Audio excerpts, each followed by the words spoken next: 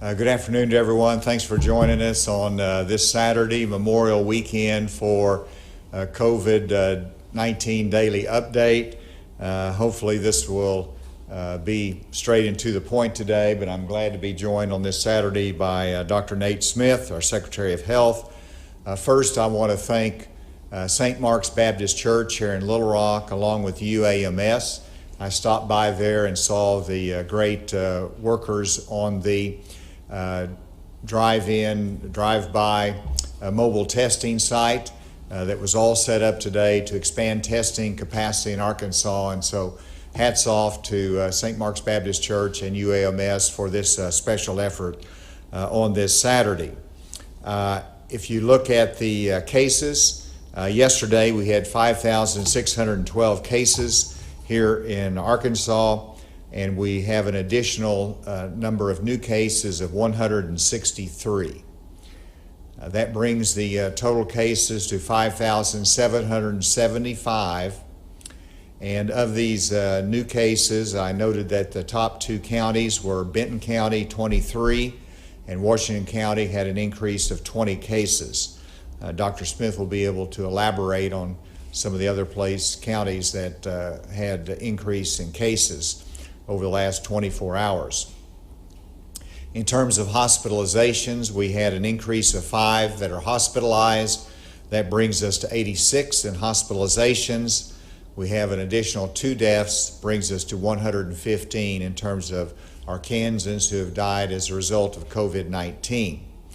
Now, let's look at the chart for a couple moments here. The first one, of course, is the number of new cases. 2 days ago, I guess it's 3 days ago, we had the high water mark of 450 plus new cases. Then it shot down fairly consistent in the last 2 days in the 150 range. Let's go to the next one. I think you will see that we actually, with the 7-day rolling average of new cases, that you see one peak here of about 160 new cases, and then the rolling average across the way that you see a second peak. And that's the point I want to emphasize, is that it's clear and evident to me that we have one peak, and then we've had a deep dip, and then we're having a second peak right now, and they're really about 30 days apart. If you look at the next one, is the number of currently hospitalized, and here you can see that we're maintaining at about 82.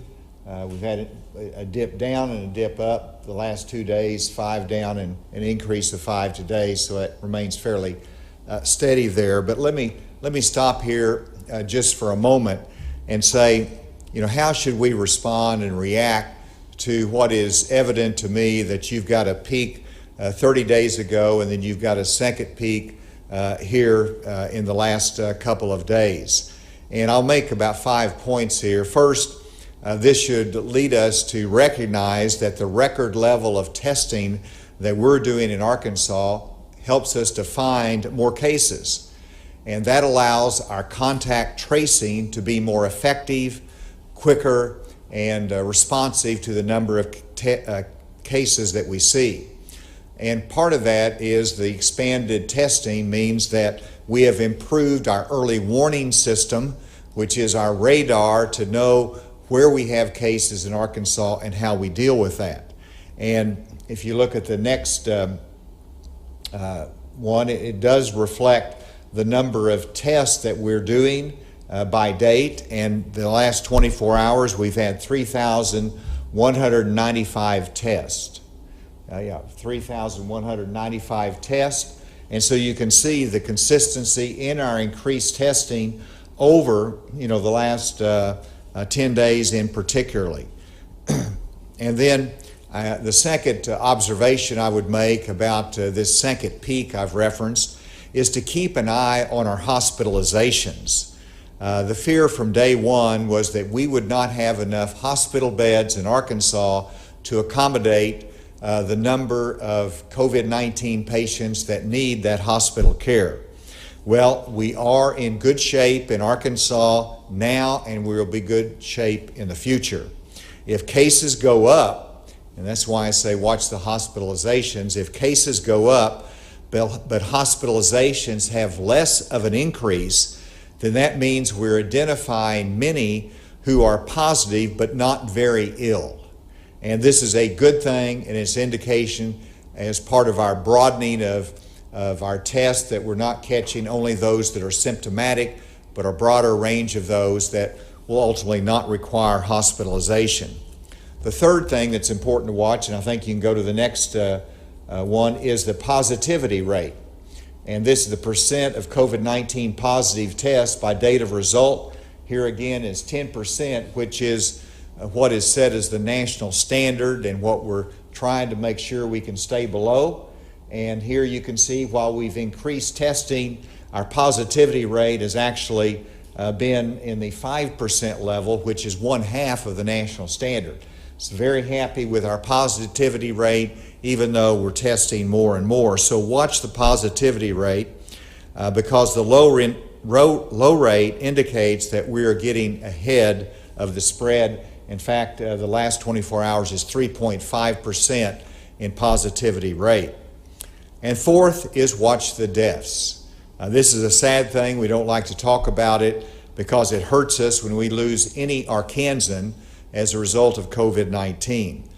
But if you look at it on a per capita basis compared with the nation, Arkansas has one of the lowest death rates in the country as a result of COVID-19. We'll continue to watch that and monitor that to see if there's any problem that develops. And then finally, the fifth admonition and lesson I think that we see from where we are right now is that we need to be disciplined in your personal safety habits. Increased cases indicates that there's more Arkansans that are out there than we knew about before that are positive and could potentially spread the virus. We need to be aware of that as we go about our daily activities and not be casual. This morning I received a text from a friend in Northeast Arkansas who had information from hospitals and the test, and the story was that there were positive cases coming out of a high school swim party. A high school swim party that I'm sure everybody thought was harmless. They're young, they're swimming, they're just having activity, and positive cases resulted from that. And so it's just an encouragement for us to be disciplined in our activities. And during this Memorial Weekend, we want to be out. We want to enjoy ourselves. We want to remember this holiday and those that have served our country and given their lives in service of our country. But let's be safe and let's be disciplined at the same time. And then quickly, let me give you an update on the pandemic unemployment assistance payments. That was why we're building the new website to get these payments out.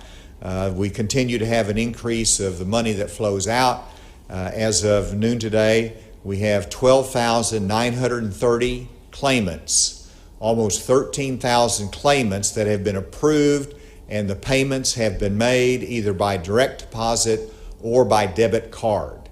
And so I want to express my appreciation to all of the the state employees and the Department of Finance is working today, Sunday, and Monday over the holiday to continue to process these payments and get them out, as well as those in the Department of Commerce that continue to man the phones as well.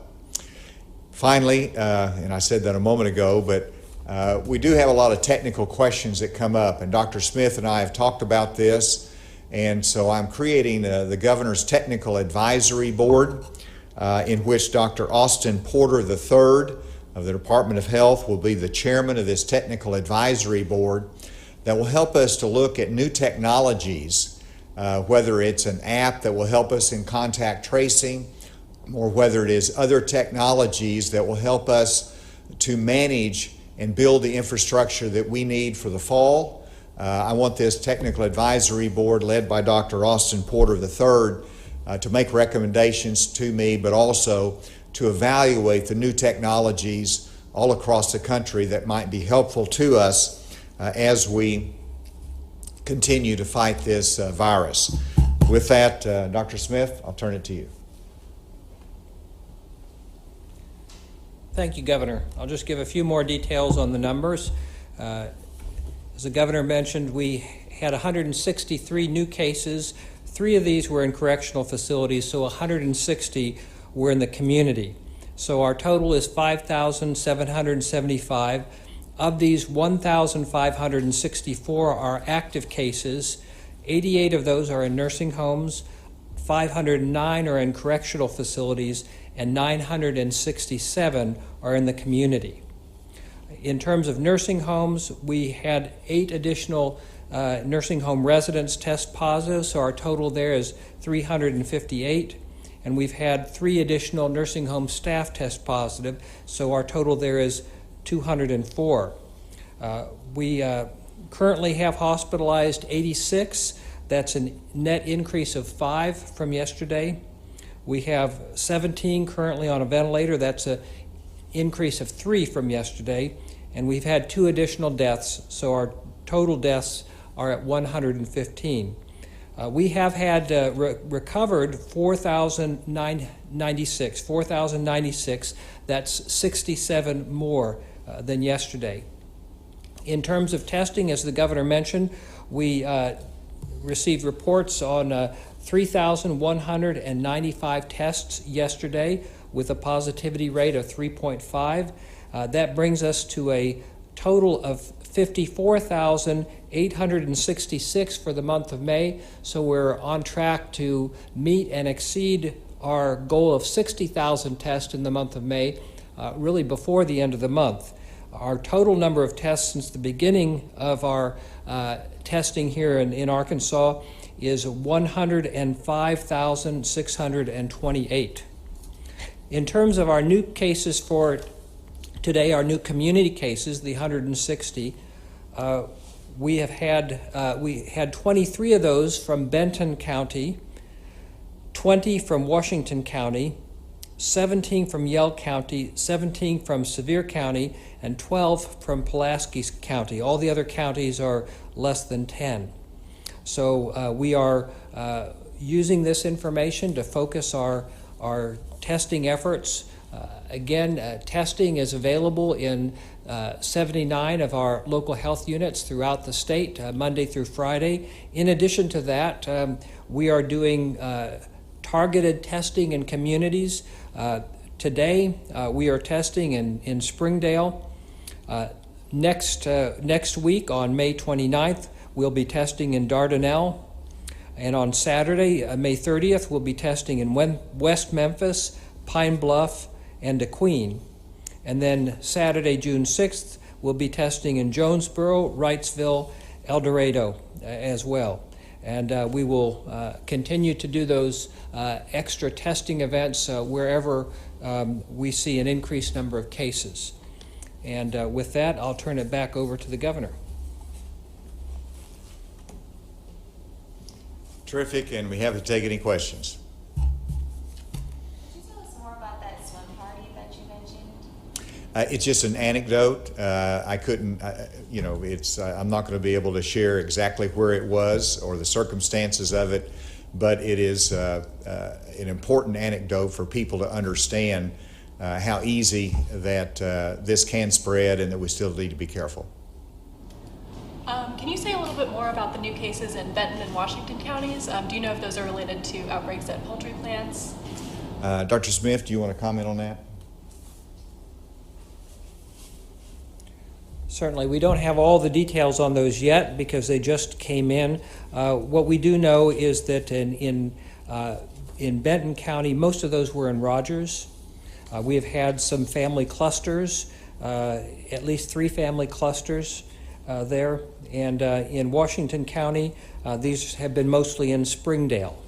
We don't have information at this point whether they're related to poultry plants, but we do know that there are communities that are being affected.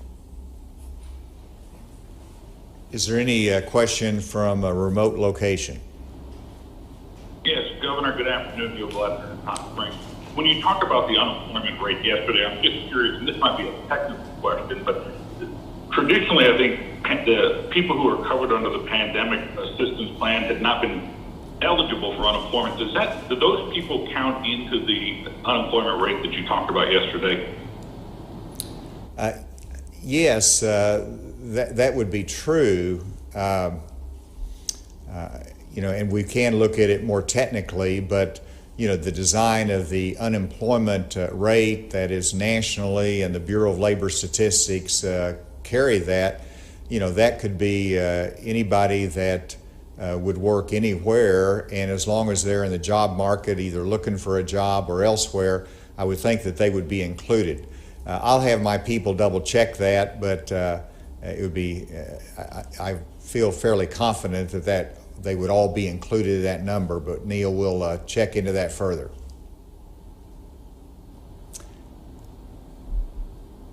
Thank you. Thanks, Neil. All right, let's take one more question remotely, then we'll come back to the table. All right, we'll come to the table. Can you say a little bit more about the technical questions that were coming up and what kind of technology the state might be using in the future?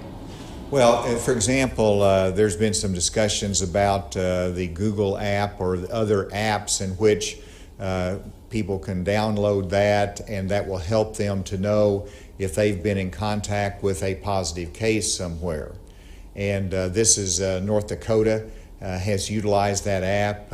Dr. Smith points out that there's actually a low participation rate by the public because of privacy concerns.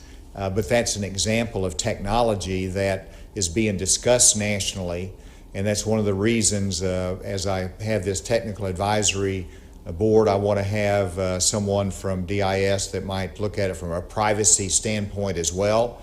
So it's not just about bringing new technologies in, but it's also about data and how comfortable and how the citizens would react to whether it's a data collection or a new technology. So that's one example of it, but it's obviously others in terms of how we can utilize it, software in contact tracing, how we can beef up our technology investment, and also cybersecurity side of that, because as we collect data, we want to make sure that that is protected as well. So that's just a start of some of the areas that I would want this technical advisory board to consider. All right, is there a final question? All right, it's Saturday, it's weekend, and you won't see me, Lord willing, tomorrow or Monday, but we do hope to see everybody Tuesday. Thank you very much.